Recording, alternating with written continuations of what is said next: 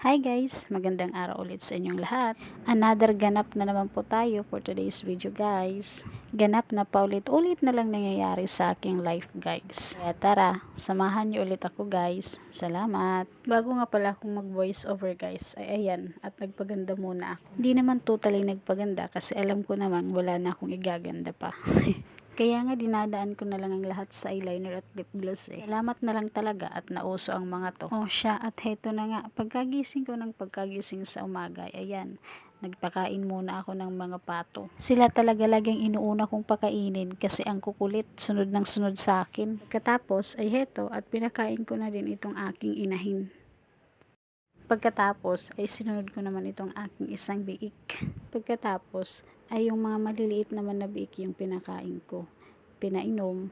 At ayan. At grabe nga guys, ang lilikot na nila, ang kukulit, at saka ang tatakaw na din sa pagkain. At habang nagpapakain nga ako ng aking mga alagang baboy, at heto at isiningit ko naman ang pagwawalis sa bakuran. Marami kasing nagsilaglagan na mga dahon ng kawayan, gawa ng malakas yung ulan kagabi. Yung ulan na sobrang lakas na akalain mo parang may bagyo. Akala ko nga babaha dyan sa likod eh. Buti na nga lang talaga hindi bumaha kasi kawawa naman yung mga maliliit naming biik. Di ko alam kung saan ko sila ililipat kung sakasakali mang bumaha. Yung ganitong rainy season nga pala guys, yung pinakaayaw ko sa lahat. Di ko alam kung ako lang pero ayoko talaga sa tag-ulan. Matapos kong pakainin ang aking maalagang biik at magwalis-walis sa likuran, ay heto at nilabhan ko na muna yung uniform ng anak ko na binabad ko kagabi. Dito ko na nga lang nilabhan sa may kusina guys kasi nga kunti lang naman at ilang piraso lang naman yung uniform ng anak ko. At kung napapansin nyo nga guys ay panay ang tingin ko sa camera kasi akala ko nga hindi ako kita.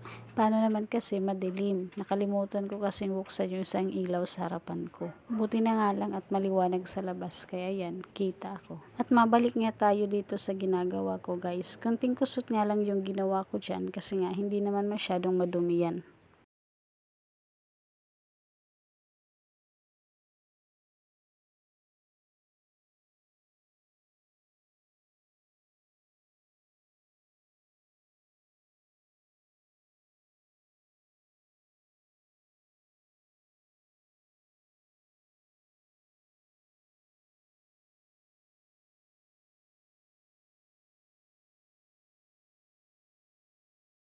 Di pa man ako natatapos maglaba ay heto at bigla na naman lumakas yung ulan guys. At o siya, dito ko na muna tatapusin yung video na to guys. Thank you for watching. See you ulit sa aking next vlog. Bye bye!